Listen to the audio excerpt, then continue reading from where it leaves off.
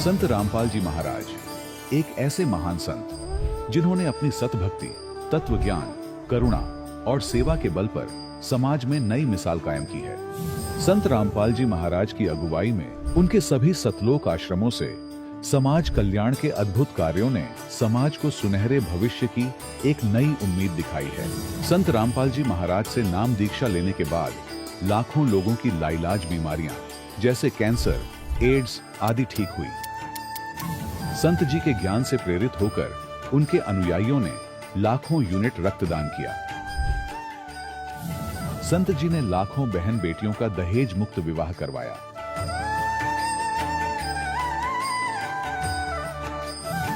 संत जी ने लाखों लोगों का नशा छुड़वाया, करोड़ों उजड़े परिवार बसे। संत जी के आश्रमों में समागम के दौरान निःशुल्क नेत्र चिकित्सा, दंत चिकित्सा प्रदान की जाती है। संत रामपाल जी महाराज द्वारा समय समय पर पर्यावरण संरक्षण के उद्देश्य से बड़े स्तर पर वृक्षारोपण किया जाता है। संत जी ने जरूरतमंदों को तत्काल राहत पहुंचाने के लिए एम्बुलेंस सेवा शुरू की। संत जी अपने अनुयायियों को देहदान के लिए प्रेरित करते हैं, जिससे मानवता की सेवा और चिकित्सा क्षेत्र में सुधार हो सके। संत रामपाल जी महाराज के सभी आश्रमों में हर रोज निःशुल्क भंडारा आयोजित किया जाता है, जहां हर वर्ग, हर जाति और हर धर्म के लोग एक साथ बैठकर भोजन करते हैं।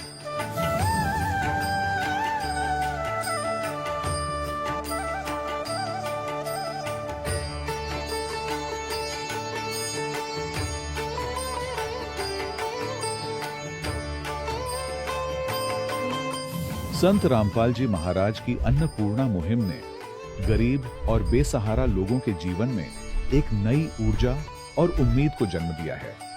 घर घर खाद्य सामग्री और जरूरी मदद पहुंचाकर संत रामपाल जी महाराज ने लोगों को दुख और मजबूरी से लड़ने की ताकत प्रदान की है।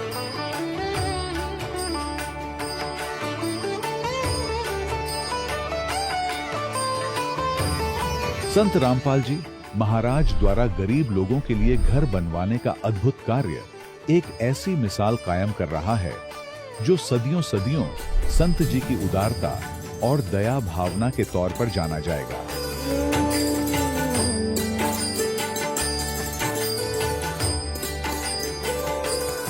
संत रामपाल जी महाराज के आश्रम में हजारों बुजुर्गों को सम्मान और प्यार के साथ जीवन जीने का अवसर मिलता है।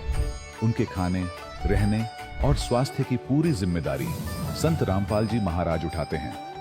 अनाथ बच्चों के लिए संत रामपाल जी महाराज के सभी आश्रम किसी वरदान से कम नहीं। यहाँ उन्हें शिक्षा, संस्कार और भविष्य के लिए बेहतर अवसर प्रदान किए जाते हैं।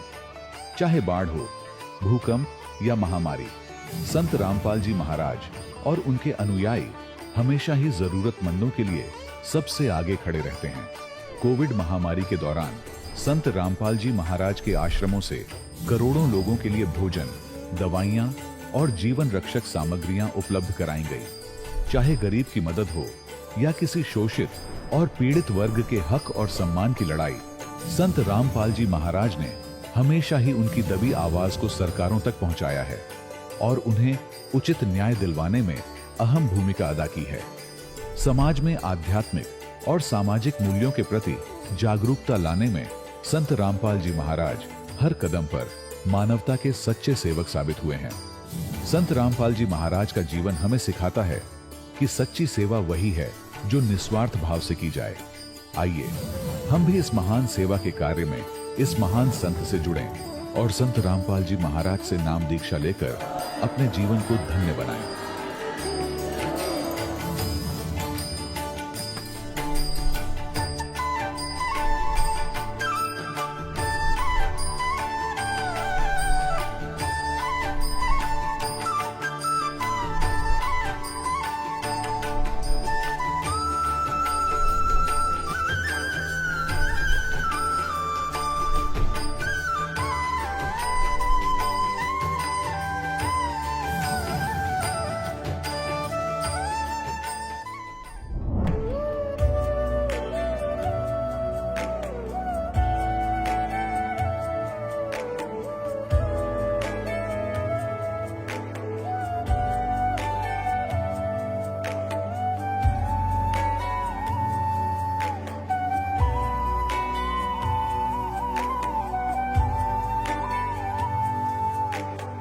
गीता 18 के श्लोक नंबर 62 में भगवान स्वयं कह रहे हैं कि अर्जुन उस परमेश्वर की शरण में जा जिसकी कृपा से परम शांति व शाश्वत स्थान अर्थात सतलोक को प्राप्त होगा। वो परमेश्वर कौन है, कहां है, कैसा है, जानने के लिए कृपया अवश्य सुनिए जगत गुरु तत्वदर्शी संत रामपाल जी महाराज के अमृत वचन। दर्शकों, कहा जाता है कि परमात्मा अपनी आत्मा को किसी भी दुख व दर्द में नहीं देख सकता है, तो फिर भी हम इतने दुखी क्यों हैं? इसी तरह के तमाम सवालों के जवाब की तलाश में थे विक्रम सिंह जी, जो मध्य प्रदेश के धार जिले के रहने वाले हैं। इनका जीवन अनेक दुखों और कष्टों से घिरा हुआ था, लेकिन आज वो उन सब कष्टों से कोसों दूर आ चुके हैं। आखिर विक्रम जी को ऐसी कौन सी वस्तु मिल गई जिसने इनके जीवन के सभी कष्टों को हर लिया? आइए अब जानते हैं विक्रम जी की अनोखी कहानी उन्हीं की जुबानी। नमस्कार सर। नमस्कार। सर क्या नाम है आपका? विक्रम सिंह निनामा। विक्रम जी कहाँ से आए हैं? मैं ग्राम बिछिया, पोस्ट बड़ौदिया, तहसील सरदापुर, जिला धार, मध्य प्रदेश, भारत से हूँ। सर संत रामपाल जी महाराज से नाम दीक्षा आपने कब ली? मैंने पूर्ण ब्रह्म परमेश्वर जगत गुरु तत्वदर्शी संत रामपाल जी महाराज से नाम दीक्षा मई 2012 में ली। सर संत रामपाल जी महाराज से नाम दीक्षा लेने से पहले आप कोई भक्ति साधना करते थे? जी हाँ, मैं हिंदू धर्म में जन्म होने के कारण से मैं जो हिंदू धर्म में जो भी देवी देवता हैं, ब्रह्मा विष्णु महेश, माता दुर्गा जी, गणेश जी और हनुमान जी, ऐसे देवी देवताओं की सबकी पूजा पाठ करते थे, जो हमको हमारे पूर्वजों ने या बता रखी थी वैसी करते रहते थे जी। सर जो देवी देवताओं की आप पूजा करते थे, उन सभी पूजाओं से आपको क्या क्या लाभ हुए? उन पूजाओं से मेरे को कोई खास लाभ नहीं हुआ। और उसके पहले मैं आपको थोड़ा बताना चाहूँगा कि मैं एक गुरु जी है जिनका नाम है गलाराम जी, उनके 1 लाख करीब शीशे 1998 से मैं उनसे भी नाम लिया था। और उनसे मैं 1998 से लगा के जब परमात्मा संत रामपाल जी महाराज के शरण में नहीं आया, जब तक उनकी साधना उन्होंने बताई वैसी करता था, तो उनसे मेरे को ऐसा कोई लाभ नहीं हुआ। और देवी देवताओं की भक्ति करते करते मेरी माता जी, जो मैं बचपन से देखता था, वो हमेशा बीमार रहा करती थी। ये दास संत रामपाल जी महाराज जी के शरण में नहीं आया उसके पहले तक वो बहुत बीमार रहती थी। मेरा भाई, हम 2 भाई हैं, मेरा छोटा भाई है, वो बहुत दारू पीता था। घर में अनाज हो या आटा हो खाने का, वो भी घर में से ले जा करके दारू वालों को दे करके पी जाता था। यहाँ तक कि सब्जी वगैरह हो, खेती बाड़ी में सब्जी, पैसे नहीं रहते थे, सब्जी या लकड़ी है, कोई भी घर में सामान जो है वो निकाल करके दारू वाले क्या दे करके पी जाता था। इतनी वो झगड़ा भी करता था, बहुत गलत गलत बोलता रहता था। फायदा तो नहीं हुआ, उल्टा तकलीफ में रहते थे, बहुत घर में कलह रहती थी। तो सर देवी देवताओं की भक्ति करने से आपको बहुत सारी हानियों को उठाना पड़ा, तो आप संत रामपाल जी महाराज की शरण में कैसे आए?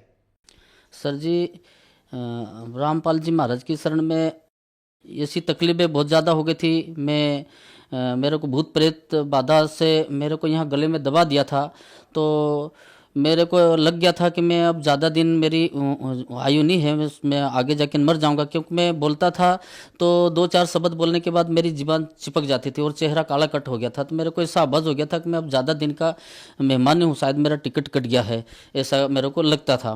पहले एक गुरु कर रखा था, उनका एक शिष्य था गुरु भाई का, तो वो हम मिलते रहते थे, तो वो हमारे घर आया जाया करता था। तो मैंने कहा कि भगत जी, ये अपनी बेटी है, इनकी शादी करनी है। तो मैंने कहा एक लड़का को देखना, पढ़ा लिखा और भगत हो, दारू पानी नहीं पिए, ऐसा तो बढ़िया रहेगा। तो क्या ठीक है, मैं देख के अपन को बताऊंगा यूँ करके। तो उन्होंने कहा बाप जी आप यूँ करो कि आप वहाँ जाओ, आप भी तबीयत ठीक नहीं है ना, अपने जो गुरु जी हमारे पुराने बना रखे वो भी ठीक नहीं है, तो कि वो वहाँ जा रहे हैं तो आप भी जाओ। मैंने कहा, तो उन्होंने कहा कि इधर दिल्ली से आगे पंजाब है, वहाँ कोई आश्रम है और साधु है, वहाँ वो जा रहे हैं और आप भी जाओ यूँ करके। तो हमारे गुरुजी के साथ में हम हरियाणा बरवाड़ा जिला हिसार गए संत रामपाल जी महाराज की शरण में, और वहाँ जाकर के हमने नाम उपदेश लिया। सर संत रामपाल जी महाराज से आपने नाम उपदेश लिया, तो क्या वहाँ जाकर आपको कोई लाभ प्राप्त हुए? जी सर जी, मेरे को वहाँ जाने के बाद में हमने नाम फार्म भरवाया। हमारे जो पहले गुरु थे वो भी बहुत ज़्यादा बीमार थे, लकवे में आया था, उनकी भी जीवान में अटक रही थी, वो बोल नहीं पाते थे। उन्होंने नाम लिया, उनके साथ में मैंने भी नाम लिया। नाम लेने के बाद में एक दिन एक रात हम रहे। उस समय तो मेरे को ज़्यादा समझ में नहीं आ रहा था क्या है क्या नहीं, क्योंकि मेरी तबीयत बहुत ज़्यादा ख़राब हो रही थी। तो पर सवेरे जब हम वहाँ से, हमारे वो जो पुराने गुरु थे वो भी थे साथ में, तो वो तो उनकी उम्र है करीब उस समय 98 99 या 100 साल की थी, अभी 107 5 साल की हो गई है। तो वो बार बार हमको कहे कि चलो चलो यूँ करके, तो हम एक दिन एक रात वहाँ रुके। जब हम वापस नाम लेने के बाद में वहाँ से सवेरे निकलने लगे, तो मैंने, मेरे पास एक कपड़े जोड़ वगैरह थे, झोला था, वो उठा करके हम ऐसे प्रणाम करके आश्रम में से निकलने लगे। तो जैसे मैंने एक दो कदम रखा और परमात्मा पूर्ण ब्रह्म परमेश्वर कबीर साहब संत रामपाल जी महाराज का गुरु गोविंद जी वाला ऐसा बड़ी बड़ी फोटो लगी, उनके तरफ मैंने ऐसे देखते हुए प्रणाम करके और एक दो कदम रखा था, वो झोला टांगा, और जैसे मेरे को लगा एक दो कदम रखे कि मेरे शरीर पर कोई बहुत करोड़ों टन वजन रखा है, बड़े बड़े पहाड़ जैसा हमारे कर्मों का बोझ है, वो ऐसे हमारे शरीर से हटा करके अलग रख दिया, और शरीर में से आवाज़ आई, और मेरा चेहरा जो काला कट था वो एकदम से मैं कभी बीमारी नहीं रहा जीवन में, ऐसा हो गया मेरा। तो उसी समय मेरे को वो सारी जो बीमारी मेरी थी वो ख़त्म हो गई थी। उसके बाद मैं दूसरी बार मैं वहाँ से आ गया, और आने के बाद में फिर मैं दूसरे और जो अनुपदेशी भाई बहन थे हमारे मिलने जुलने वाले, या मेरे माताराम जो बीमार हमेशा रहती थी, मेरा भाई दारू पी के बहुत झगड़ा करता था, घर में कोई सामान नहीं रहने देता था, सारा बेच देता था, हम भी बहुत सारी कर्ज में डूबे हुए थे, कई तरह की घर में हमारे खेती बाड़ी जो भी थी छोटी बड़ी, उसमें पकता ही नहीं था। मतलब संत रामपाल जी महाराज की शरण में नहीं आए उसके पहले वो खेती करते थे, उसमें 1.5-2 बीघा जमीन में 5 कुंटल अनाज गेहूं पकता था, आज उसी में 15 से 20 कुंटल गेहूं पकता है। तो ये हमारे को लाभ हुआ। मेरी माता जी को जब हम घर से ले जा करके, हम रहते हैं सरदारपुर, और सरदारपुर से रतलाम बस में उतरे 5 बजे, और जैसे उतरे और मेरी माता जी को पेशाब की तरफ खून चालू हो गया, और थोड़ी देर मेरे को बताया नहीं कि मेरे को ऐसा हो गया, तो बैठे रहे। दूसरे जो थे हमारे साथ में वाले रेलवे स्टेशन से निकल गए। मैंने थोड़ी देर से पूछा माता जी को, क्यों, बहन वगैरह साथ में थी, चलो अपने को चलना है जल्दी। हमारी बहन ने कहा कि हमारी अपनी माता जी को खून चालू हो गया है पेशाब तरफ, तो अब अपन जा नहीं पाएंगे। मेरे को मालूम था कि मैं मृत्यु की कगार पर था, और संत रामपाल जी महाराज की दया से मैं बढ़िया हो गया था, तो मेरे को पूरा भरोसा था। तो ऐसे करके माता जी को और हमारे भाई वगैरह सब साथ में लेकर के मैं हरियाणा संत रामपाल जी महाराज की शरण में पहुंचे, और वहाँ माता जी को और हमारे भाई को सब ने नाम लिया। मेरे साथ में 35 जो अनुपदेशी थे सबने नाम लिया। 3 दिन का सत्संग सुना, और 3 दिन का सत्संग सुनने के बाद में जब हम आश्रम से बाहर निकले, तो उनको सारी जो बीमारी पहले बचपन से रहती थी, मैंने देखा था, वो सारी बीमारी ठीक हुई। मेरा भाई ने जो नाम ले लिया मालिक से, परमात्मा संत रामपाल जी महाराज से, तो उसको पूरे शरीर में बड़े बड़े घाव हो गए थे, और खून ऑटोमेटिक निकलता था। डॉक्टर ने बोल दिया था कि इसको एड्स से है, कोई अलग तरह की बीमारी बताते थे, और बहुत दारू पीता था। वो तो नाम ले लिया था। नाम लेने के बाद 3 दिन का सत्संग सुना परमात्मा का, संत रामपाल जी महाराज का, तो 3 दिन में कभी जैसे उसके सारे खुजली के बड़े बड़े दाग हो गए थे, खुजली खूब चलती थी, वो सब बढ़िया हो गया। और दारू उसने आज तक वो बढ़िया, मतलब दारू सब छोड़ दिया उसने। अगस्त 2013 में मेरी बहन का एक्सीडेंट हो गया था, बाजार करने गई थी, वापस आते वक्त उसका बहुत भयानक एक्सीडेंट हो गया, जिसमें उसका चेहरा पूरा छिला गया था, नाक कट गया था, होंठ जीवान सब कट गया था। मेरे को पता लगा कि बहन का एक्सीडेंट हो गया, तो मैं घर इसके देखने गया, तो इसका चेहरा देख करके मैं बड़ा दंग रह गया। अपन इसको देख नहीं सके, ऐसी हालत हो गई। तो मैंने कहा कि बहन, तो मैं अपने गुरुजी से नाम ले रखा है, तो बढ़िया वहाँ हो जाता है, कैसी भी भयानक समस्या हो या भी मौत आती हो तो भी अपनी टल जाती है। तो मैंने कहा अब तेरा तो जीवन में दुख का पहाड़ टूट गया, क्योंकि जिनके शकल सूरत अच्छी हो उसी को घरवाले पसंद न, दुनिया देखे नहीं तो चेहरा पूरा ख़राब हो जाए तो कोई उसको घरवाले भी पसंद नहीं करे। तो मैंने अपने मन में सोचा, इसको बोला भी सही। तो मैंने कहा चल यूँ कर, अपने संत रामपाल जी महाराज एक शरण में नाम लेकर के न दंडवत प्रणाम करना और नाम ले ले अपने मन के बात रखना कि भाई मेरे को परमात्मा संत रामपाल जी महाराज ठीक कर देना, ऐसा बोल देना तो अपने मन की बात। ऐसे मैंने अपनी बहन को कहा और मैं उनके घर से फिर अपने घर आने के लिए एक भगत जी को बोला कि मैंने एक भगत जी अपनी बहन को एक्सीडेंट हो गया, चेहरा पूरा छिला गया, खराब हो गया है, तो क्या करें। तो उन्होंने कहा कि भगत जी यूँ करो, परमात्मा संत रामपाल जी महाराज को आश्रम पर फ़ोन लगा के अरदास लगा दो, यूँ करके कहा। तो मैंने वहाँ पर अरदास लगाई तो परमात्मा संत रामपाल जी महाराज का आदेश हुआ कि मालिक रजा करेंगे, बेटी को कहना कि नियम मर्यादा मेरे और आश्रम पर आके नाम ले ले। जब एक्सीडेंट हो गया था 2-3 रोज पहले की बात थी, तो उसको डॉक्टर ड्रेसिंग करते थे और रोज उसको नींद नहीं आती थी, क्यों पूरे शरीर चेहरे पर चमड़ियाँ सब निकल गई थी, कट फट गई थी, जुबान होंठ नाक सब, वो बोल भी नहीं पाती थी। उस दिन जैसे हमने अरदास लगाई परमात्मा संत रामपाल जी महाराज को और उसको बोला था नियम में ऐसा दंडवत प्रणाम कर लेना, तो रात भर उसको नींद अच्छी आई। सवेरे उसका फ़ोन आया बहन का कि भाई मैं जैसा मेरे को बताया था ऐसा करा, और रात भर मेरे को नींद अच्छी आई। सवेरे उठ करके मैंने हाथ से यूँ देखा तो मेरे वो सब घाव ठीक हो गया, और कांच में देखा तो सब बढ़िया हो गया। मेरी बहन मेरे साथ आई हुई है, वो संत रामपाल जी महाराज की कृपा से वो एकदम ठीक है, उनका चेहरा आप देख सकते हैं। सर नमस्कार जी। नमस्ते सत साहेब। क्या नाम है जी आपका? सपना। जो आपके भाई ने बताया कि आपका चेहरा खराब हो गया था एक्सीडेंट में, वो कैसे ठीक हुआ और क्या यह बात सच्ची है जो आपके भाई ने बताई? सही है सर, बिल्कुल सही है। संत रामपाल जी महाराज की शरण में जाने से ठीक हुआ। सर आपने बताया कि आपको बहुत सारे लाभ संत रामपाल जी महाराज से नाम दीक्षा लेने के बाद हुए, तो जो लोग आज आपको देख रहे हैं आप उन्हें क्या संदेश देना चाहते हैं? जो लोग इस दास को देख रहे हैं उन सबसे मैं प्रार्थना करना चाहता हूँ कि पूर्ण परमात्मा संत रामपाल जी महाराज परमेश्वर कबीर साहब के चोले में रूप में आए हुए हैं हम सब जीवों का कल्याण करने के लिए। मैं सबसे प्रार्थना करना चाहता हूँ कि वो संत रामपाल जी महाराज की शरण में सभी आए और नाम दीक्षा लेकर के अपना कल्याण कराए। सर संत रामपाल जी महाराज से नाम दीक्षा कैसे ले सकते हैं? सर जी संत रामपाल जी महाराज से नाम लेने के लिए आज बहुत सारे चैनलों पर संत रामपाल जी महाराज का सत्संग आता है। उस सत्संग के नीचे नंबर आते हैं संत रामपाल जी महाराज के, उस नंबर पर फ़ोन करके जो भी अपने नज़दीकी नामदान केंद्र है वहाँ पर जाकर के नामदान ले और अपना कल्याण कराए। धन्यवाद सर। सत साहिब। अभी आपने सुने संत रामपाल जी महाराज से दीक्षा प्राप्त करके सुखी हुए भक्त के अनुभव। अब देखिए जगत गुरु तत्वदर्शी संत रामपाल जी महाराज के मंगल प्रवचन। सरपुरुष ने कहा कि भगवान ये स्थान मेरे लिए कम है, मुझे और स्थान चाहिए अलग से। तब परमात्मा ने कहा ठीक है, अभी तेरा 70 युग तप के बदले में तुझे 21 ब्रह्मांड देता हूं। जैसे एक धनी बाप अपने पुत्र को उसके हिस्से के 21 प्लाट दे दे, ऐसे ये खाली प्लाट दे दिए 21 ब्रह्मांड, और कहा जा वो तेरे ब्रह्मांड हैं, क्योंकि सतलोक के अंदर भी असंख्य ब्रह्मांड हैं। ये जाकर के इन 21 ब्रह्मांडों के अंदर लगा सैर सपट्टे करने। तब इसने सोचा इन प्लाटों में कुछ कंस्ट्रक्शन भी हो। इसने फिर से तप शुरू किया, 70 युग फिर तप किया। तब परमात्मा ने पूछा अब क्या चाहता है ज्योत निरंजन?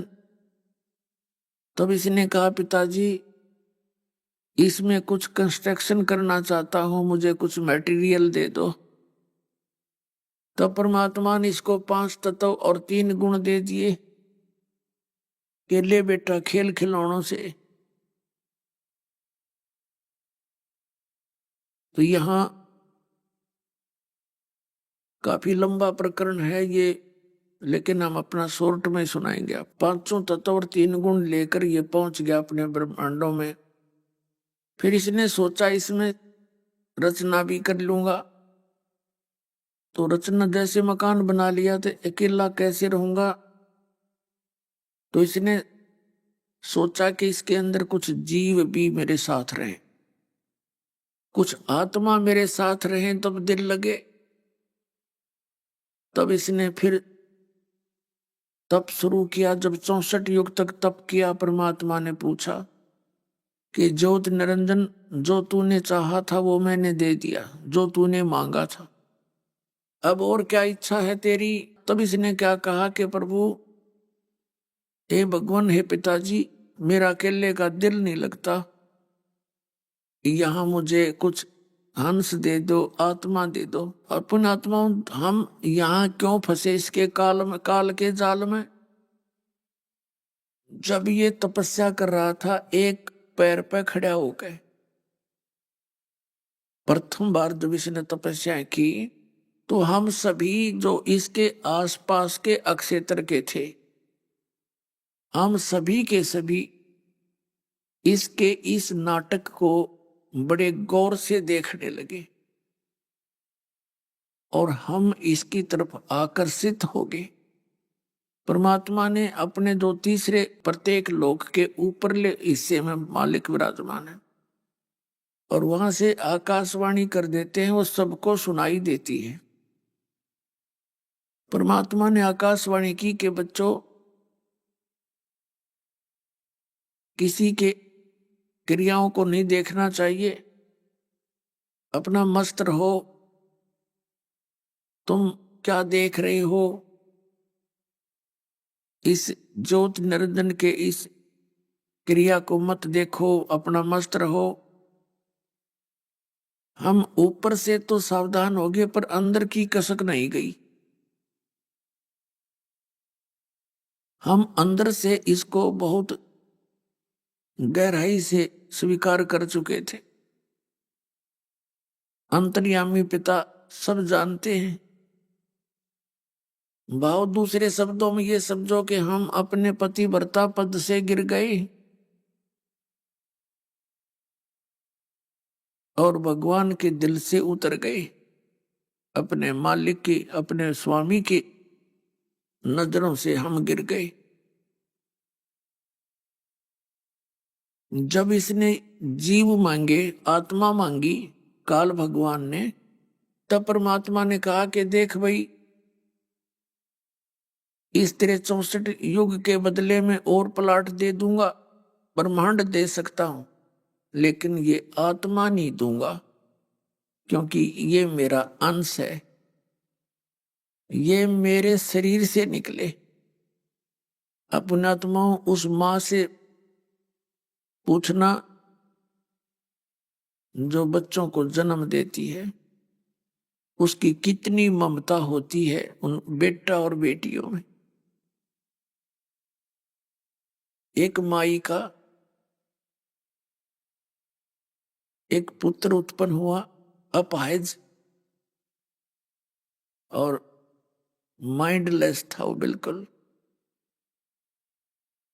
ऐसे लाल पड़े, ऐसा टेढ़ा सा मुंह, ऐसे चिपका हुआ सा उसका सिर, यानी देखने में भी अभद्र लगे और लाल पड़े, टट्टी और पेशाब अंदर ही कर देवे। दास जब सर्विस करता था सरसा जिले में, किराए पर रहा करता था उसके, तब देखा करता था उस माँ की ममता को। उस बच्चे को देखकर आदमी रोटी नहीं खा सकता, ऐसी स्थिति में था। और वो जब आ करता, रोना भी नहीं आता था, ना बोलना आता था, तो बाजी आती थी, आई आई मेरे लाल, आई मेरे लाल, और उसकी लाड़ लूड़ पूछ के मुंह माँ धो के फिर प्यार करती थी। अपने आत्माओं कहने का भाव ये है कि उस परमात्मा कबीर भगवान के हम सभी बच्चे हैं, चिट्टी से लेकर हाथी और हिंदू मुस्लिम सिख ईसाई, ये सभी मनुष्य उस परमात्मा के बच्चे। अब उस भगवान को हम कितने प्यारे लगते हैं और हम कैसे यहां फंस गए और कितना हम कष्ट उठा रहे हैं, तो उसे देखा नहीं जा रहा। अब कैसे फंसे, ये कहानी इस अमर कथा से पता लगेगा।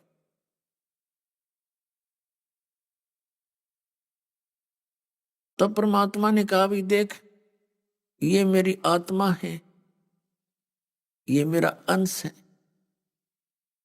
और ये मेरे हृदय से मुझे प्रिय है, ये नहीं दे सकता मैं तुझे। फिर परमात्मा को ये मालूम था कि हम वहां रहने लायक नहीं रहे। परमात्मा नहीं चाहता था हमें वहां से बाहर निकालना, लेकिन हम उस योग्य नहीं रहे थे। जैसे सेब विक्रेता सेबों को रखता है, वो कितनी महंगी होती हैं, और उनमें से कोई 1 2 4 सेब खराब हो जाती हैं, वो उनको तुरंत उठा लेता है। क्यों उठा लेता है? उनको निकाल देता, फेंक देता कूड़े में, और उनके मंडी के खागड़ खाया करे फिर उसने। सूअर खाते हैं उनको। क्यों फेंक देता है? कि यदि ये अधिक समय तक इसमें रहेगी टोकरी में, ये और सेबों का विनाश कर देंगी। तो परमात्मा ने ये सोच के कि ये थोड़े से क्षेत्र में बिजली गिरी है और ये और में भी होगी तो ये मेरे बच्चे घने दुखी हो जाएंगे, इसलिए परमात्मा ने हमें वहां से निकालना उचित समझा। अब सेब विक्रेता का दिल जाना है, वो एक सेब ने कैसे फेंक रहा है, कितनी कॉस्टली होती है, उसको कितनी हानि हो रही है, लेकिन उसकी मजबूरी थी। अब इस दयालु ने ये कहा कि भाई बात सुन ज्योत निरंजन, मैं उनको नहीं भेज सकता तेरे साथ। हाँ, एक बात है, एक शर्त पर भेज सकता हूं, यदि वे सब इच्छा से तेरे साथ जाना चाहते हो तो भेज देंगे। आप जाइए, उनसे पूछ लीजिए। ज्योति निरंजन हमारे पास आया, हम तो पहले ही इसको चाह रहे थे अंदर से। जब ये हमारे पास आया तो हम इसके चारों तरफ मंडरा गए। इसने कहा कि मैंने पिताजी से ऐसे ऐसे 21 ब्रह्मांड प्राप्त किए हैं तप करके, और उनके अंदर ऐसे ऐसे झरने बनाऊंगा, स्वर्ग बनाऊंगा, महास्वर्ग बनाऊंगा, हीरे पन्ने लाल लगाऊंगा, वहां झरने बहेंगे, ऐसे ऐसे। तुम चलोगे मेरे साथ? हम सभी ने कह दिया कि यदि पिताजी आज्ञा दे दे हम तैयार हैं। ज्योति निरंजन ने कहा, पिताजी कुछ आत्माएं मेरे साथ चलने को तैयार हैं। परमात्मा स्वयं आए हमारे पास, हमसे पूछा कि भी बोलो। परमात्मा ने कहा कि मेरे सामने स्वीकृति वो देंगे तब मैं भेजूंगा। अब वो हमारे पास आए, हमसे कहा कि भी जो ज्योति निरंजन के साथ इसके ब्रह्मांडों में जाना चाहते हैं हाथ खड़ा करो, हाथ खड़ा करो। अब हम सारे के सारे नीचे को मुंह करके सन्नाटा छा गया, बोले नहीं। शर्मिंदा हो गए कि पिताजी ने तो पहले कहा था इसकी बकवादें मत देखो, और अब हम कैसे कहें इसके साथ जाएंगे। शर्मिंदा होकर नीची गर्दन कर ली। कुछ देर ऐसे ही हम शांत रहे तो परमात्मा ने कहा, ज्योति निरंजन आप तो कह रहे थे तेरे साथ जाना चाहते हैं, कोई भी नहीं बोल रहा, क्या तू झूठ बोल रहा था? उसी समय एक हंस खड़ा हुआ और कहा, पिताजी मैं जाना चाहता हूं। एक आत्मा खड़ा हुआ, उसके देखा देखी फिर हम सभी ने हाथ खड़े कर दिए, एक की बजाय दोनों कर दिए। हमने न सोचा कहीं यू अकेला सारी लूट लूट ले, वहां पर हम रह जा पीछे। तब परमात्मा ने कहा, ठीक है ज्योति निरंजन, जिन्होंने तेरे साथ जाने की स्वीकृति दी है उसके नंबर मेरे पास आ गए सबके। उनके नाम नंबर मैंने नोट कर लिए हैं अपने डायरी में, अपने अंतःकरण में। अब आप जाइए अपने उस लोकों में, ये सभी 21 ब्रह्मांड पहले वहीं थे, सतलोक में ही थे। एकांत स्थान में एक साइड में मालिक ने पटक रखा था इसको, तो ये चला गया अपने ब्रह्मांडों में। और उधर से परमात्मा ने क्या किया, जिस हंस ने जिस आत्मा ने सर्वप्रथम स्वीकृति दी थी उसका स्त्री रूप बना दिया, एक युवती लड़की बना दी। और हम सभी आत्माओं को रिड्यूस करके बीज रूप में उस लड़की के अंदर फीड कर दिया। जैसे इतनी बड़े बड़े मैटर को एक थोड़े से पेन ड्राइव में डाल देते हैं जिससे इतनी मोटी मोटी पुस्तकें बन जाती हैं, ऐसा समझो। और उस लड़की से कह दिया, बेटा मैंने तुझे शब्द शक्ति दे दी है वचन की, जितने जीव वो काल कहे तू उत्पन्न कर देना वचन से, शब्द से बोल देना, अपने आप वो सामने उत्पन्न हो जाएंगे। जैसे कंप्यूटर में डाउनलोड कर लेते हैं इंटरनेट से, कितनी मोटी मोटी पुस्तक फिल्म तक भी हो जाती है, ऐसे।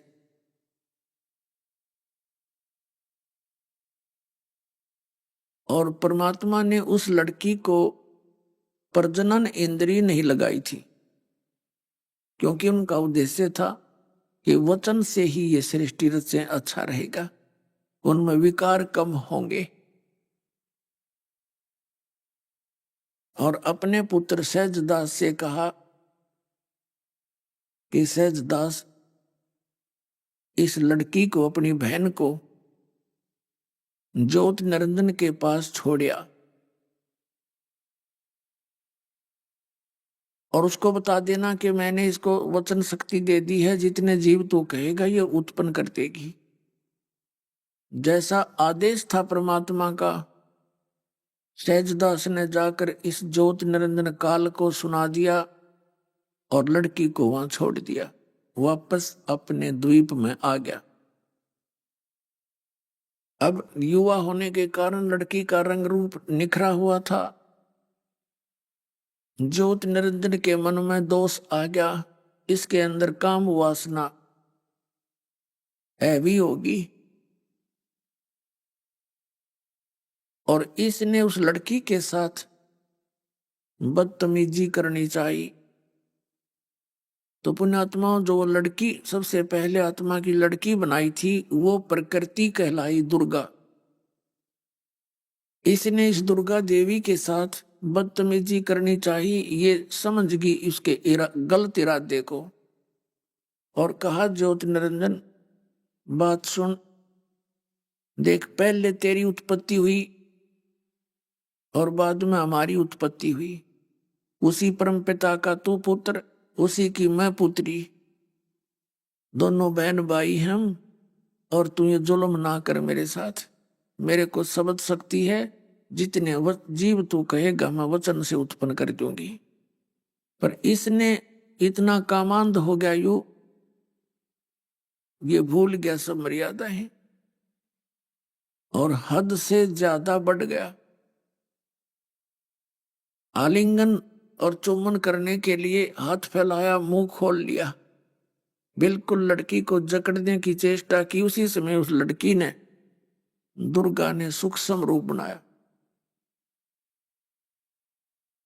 और वो उसके मुख के मुंह खोल रखा था और कोई स्थान देखा नहीं अपने बचाव का। उसके मुख के माध्यम से पेट में चली गई और वहां से पुकार किया कि हे परमात्मा मेरी रक्षा करो, मुझे बचाओ परमपिता, मेरे साथ बदतमीजी की और निरंजन ने मुझे खा लिया। परमात्मा अपने पुत्र जोग जीत का रूप बना के, योग संतान उसी को जोग जीत भी कहते, जोग जीत का रूप बना के वहां पहुंच गए और कहा ज्योति निरंजन तूने इस सच्चे लोक की मर्यादा भंग कर दी, अब तू यहां रहने लायक नहीं रहा। लड़की को उसके पेट से निकाल दिया, उसका नाखून से पेट चीर के ऑपरेशन कर दिया और कहा ज्योति निरंजन आज से तेरा, सुन ले वचन परमपिता के,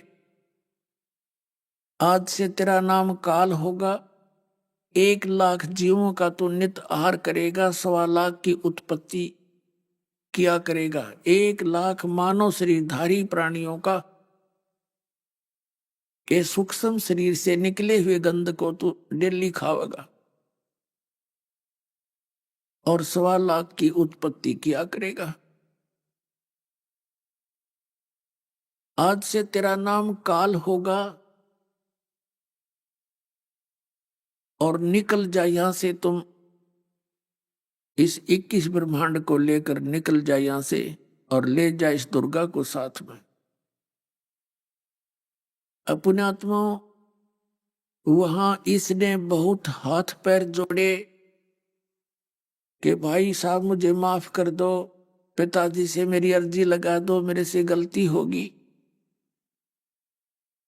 परमात्मा ने कहा कि अब तेरे लिए इस लोक में कोई ठिकाना नहीं और तू निकल जा शीघ्र यहां से। इतना कहा था कि 21 ब्रह्मांड विमान की तरह चल पड़े।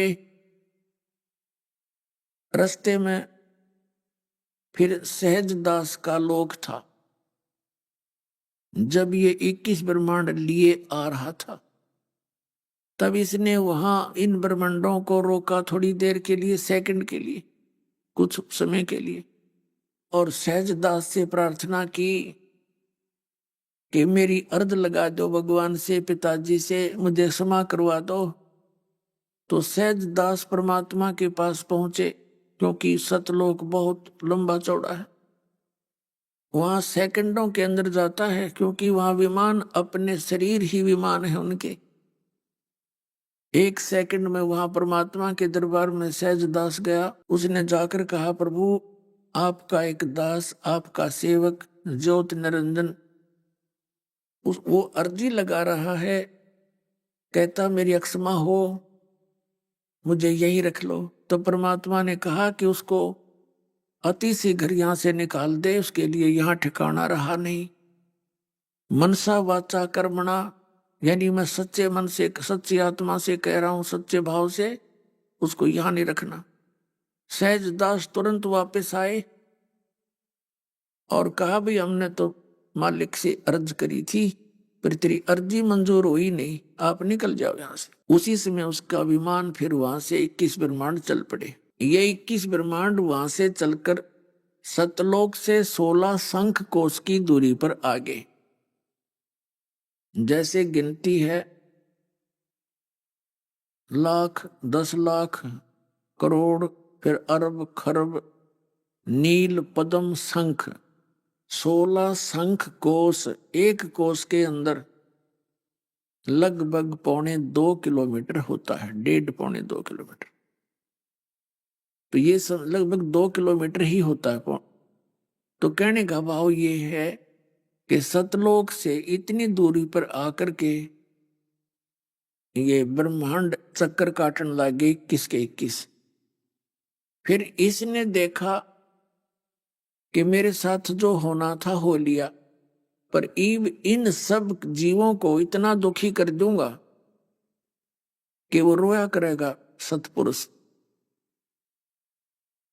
अब उसने दुर्गा के साथ फिर बद व्यवहार किया। दुर्गा देवी ने प्रार्थना की कि ज्योति निरंजन कुछ अकल ठिकाने ला, मेरे पास वचन शक्ति है और जितने जीव कहेगा मैं उत्पन्न कर दूंगी, और कुछ लज्जा कर, कुछ शर्म कर। देख पहले तो तू मेरा बड़ा भाई, मैं तेरी छोटी बहन, ये कर्म पाप, ये पाप का भागी होगा ये दुष्कर्म तू करके, और दूसरे मैं तेरे पेट से होकर बाहर आई हूं, तेरी बेटी होगी। यानी इस देवी ने अपना हर तरह से संभव कोशिश की कि ये बकवाद ना करे, लेकिन इसने एक नहीं सुनी और ये कहने लगा कि अब मेरा और के बिगाड़ेंगे इससे ज्यादा, मुझे जो सजा मिलनी थी वो मिल गई, अब मनमानी करूंगा। इसने दुर्गा के साथ बहुत ज्यादा यानी बलपूर्वक ये क्रिया की।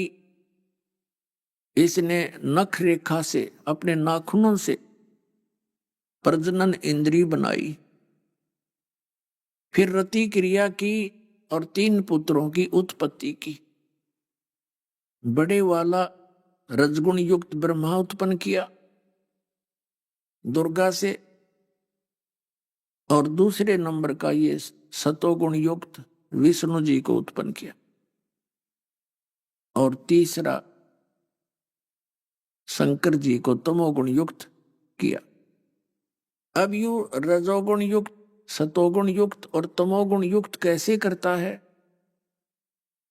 इसने एक ब्रह्मलोक, एक ब्रह्मांड के अंदर ऐसा स्थान बना रखा है गुप्त, जो है तो ब्रह्मलोक का ही हिस्सा, लेकिन उसको ऐसे ढंग से बना रखा है, उसके बीच में ऐसा एक सिद्धि शक्ति छोड़ रखी है कि यहाँ के प्राणी, कोई भी ऋषि महर्षि उसके निकट नहीं जा सकता। जैसे लक्ष्मण रेखा खींच देते हैं, ऐसी खींच रखी है, और वहां यही ले जा सकता अपनी मर्जी से, इसकी इच्छा से ही वहां कोई जा सकता है।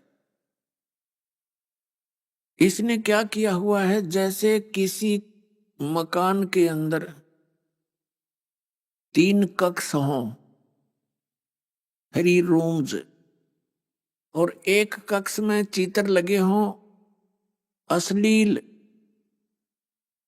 और दूसरे में लगे हों साधु संत फकीरों के, और तीसरे में लगे हों सूरवीरों और शहीदों के।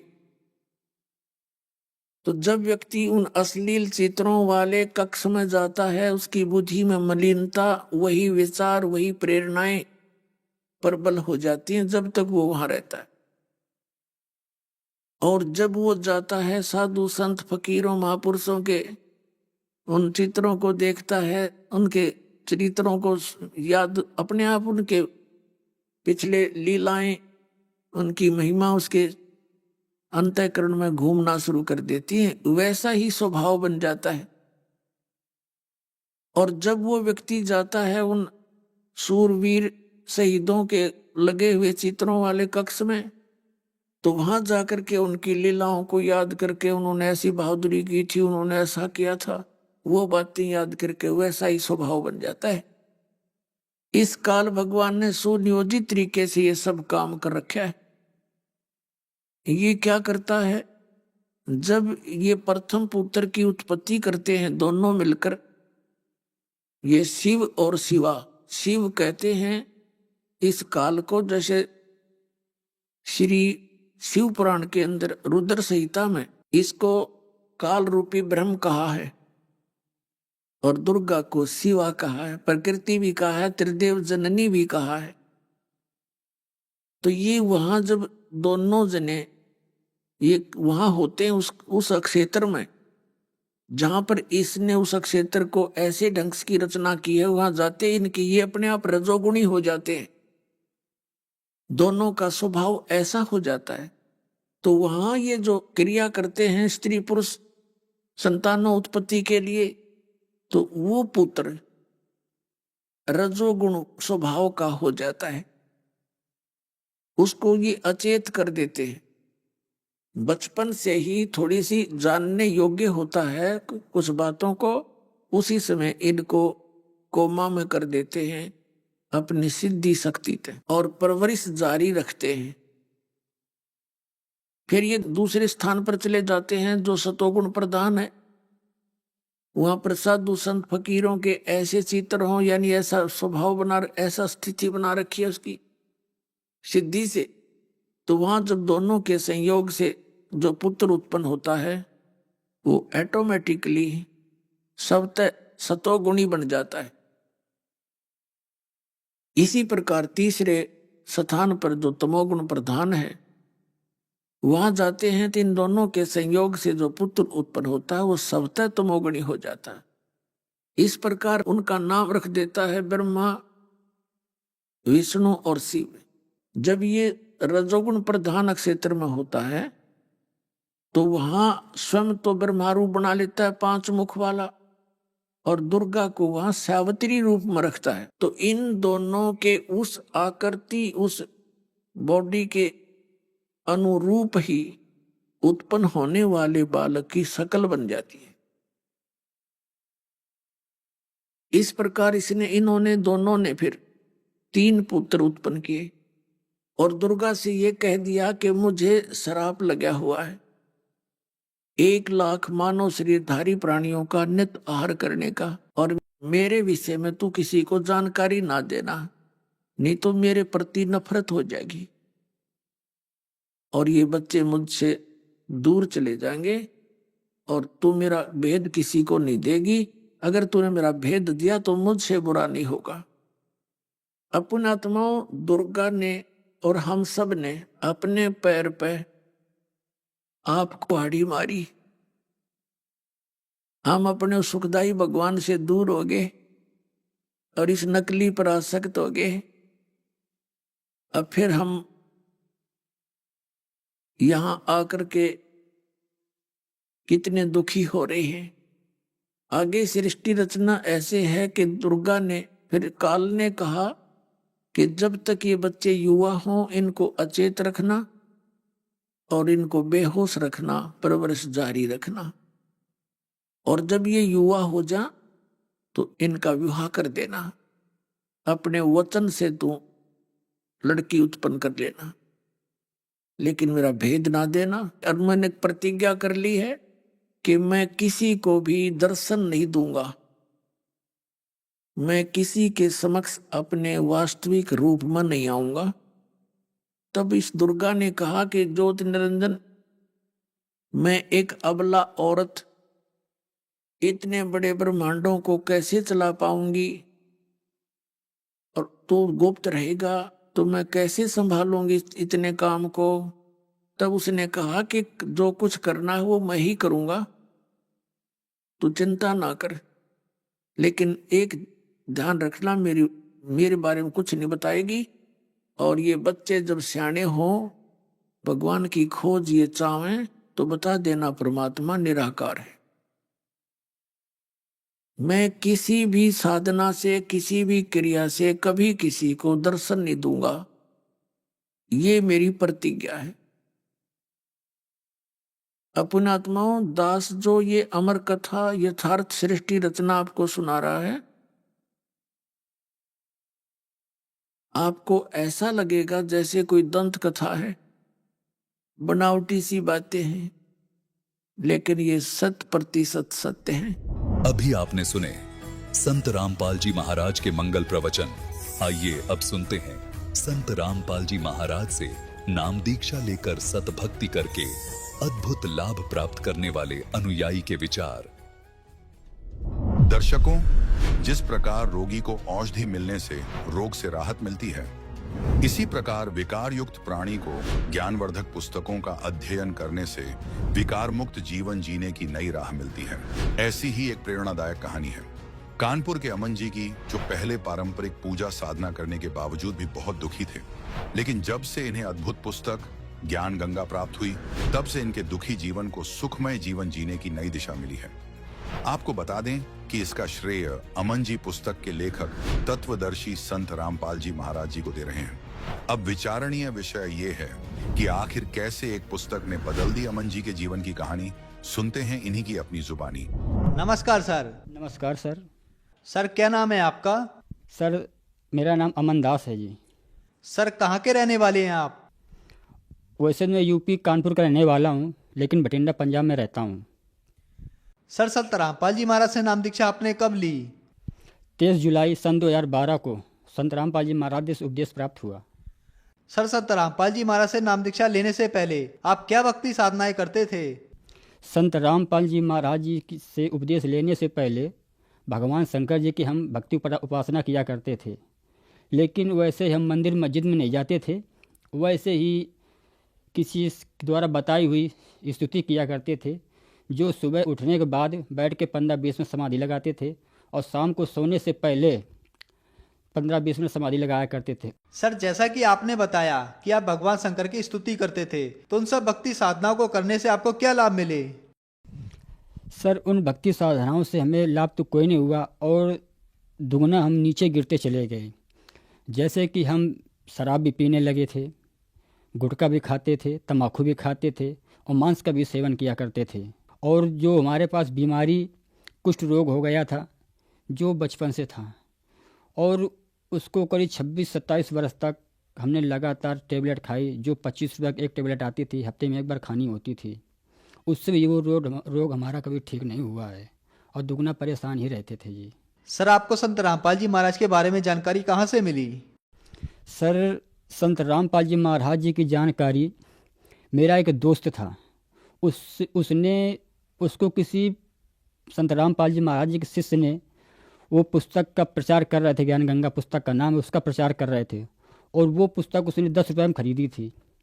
तो उसने बताया कि भाई मेरे पास एक ऐसी पुस्तक है कि आप उसको पढ़ोगे तो बहुत अच्छा उसमें ज्ञान दिया हुआ है।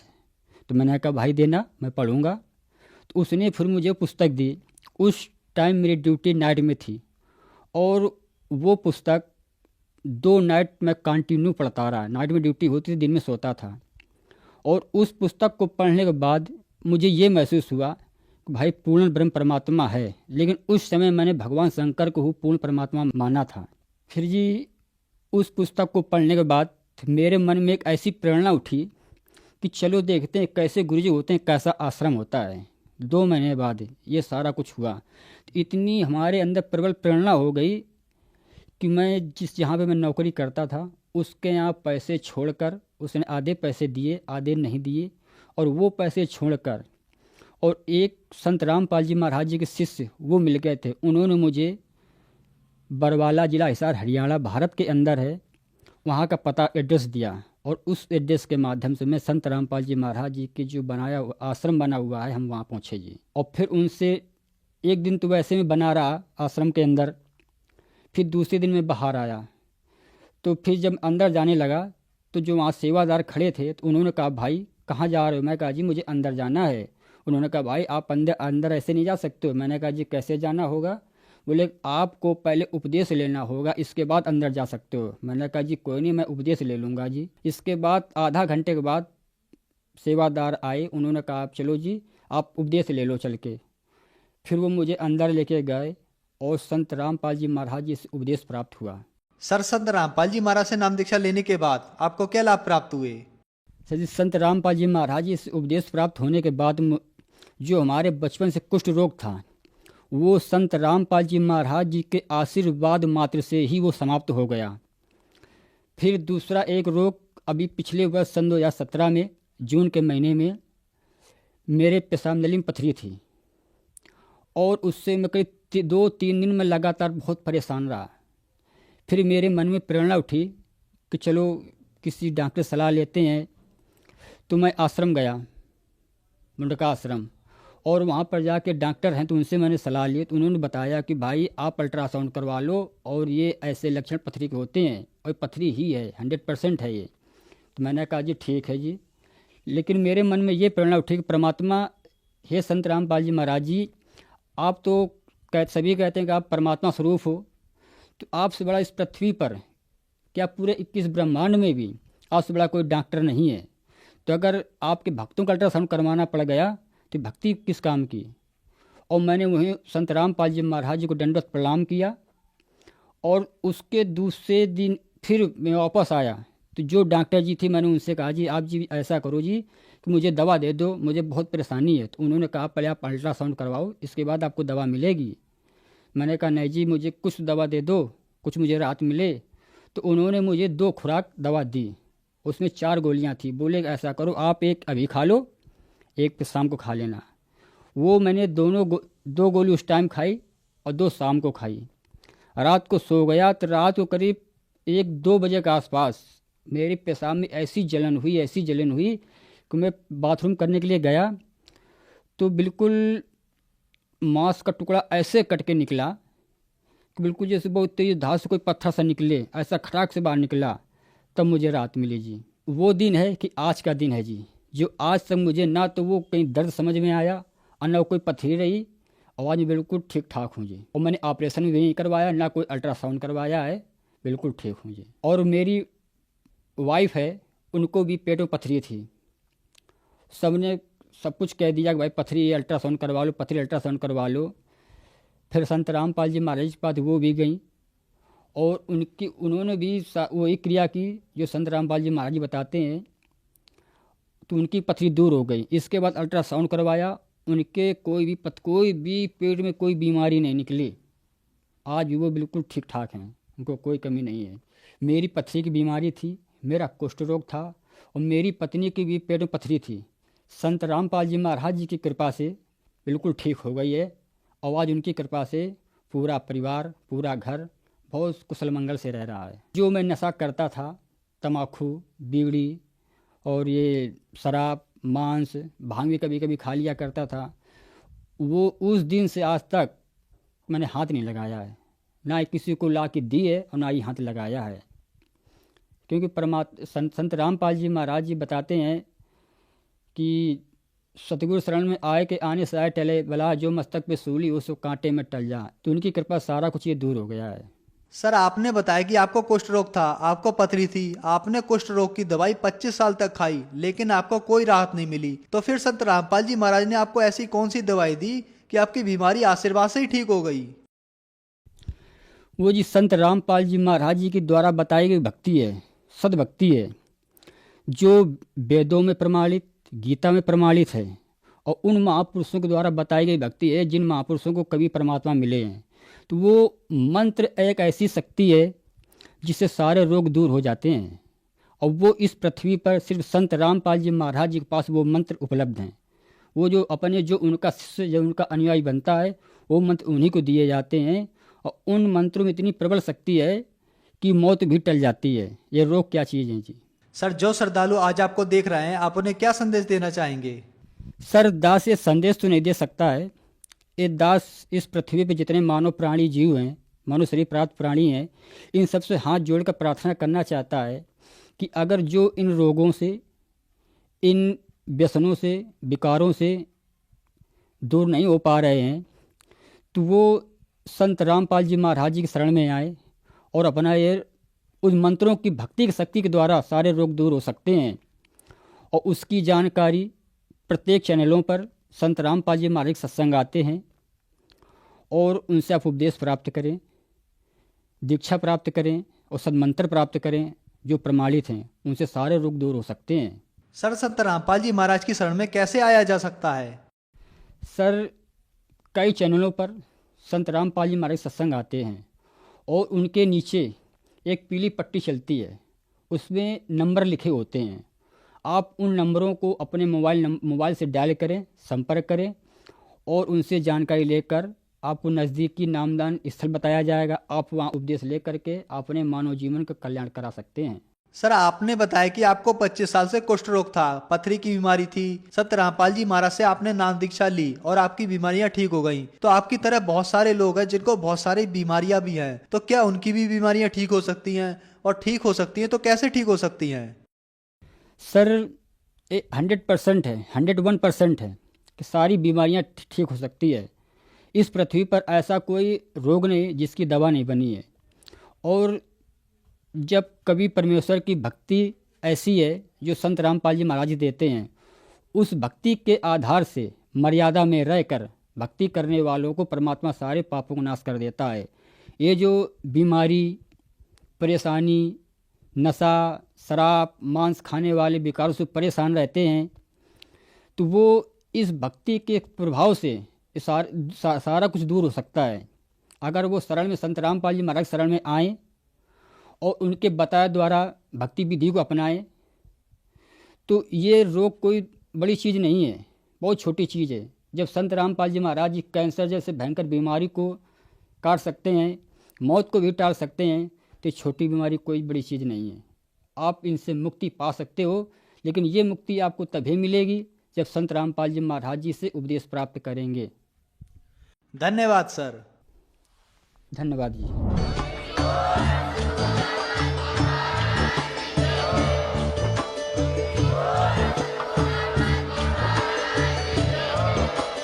आप सुन रहे थे जगत गुरु तत्वदर्शी संत रामपाल जी महाराज जी के मंगल प्रवचन। अधिक जानकारी के लिए विजिट कीजिए हमारी वेबसाइट www.jagatgururampalji.org। संत रामपाल जी महाराज जी के शुभ आशीर्वाद से पूरे विश्व भर में 500 से भी ज्यादा नाम दीक्षा केंद्र हैं, जिन पर संत रामपाल जी महाराज जी द्वारा ऑनलाइन निशुल्क नाम दीक्षा दी जा रही है। अपने नजदीकी नाम दीक्षा केंद्र का पता करने के लिए संपर्क करें 8222880541।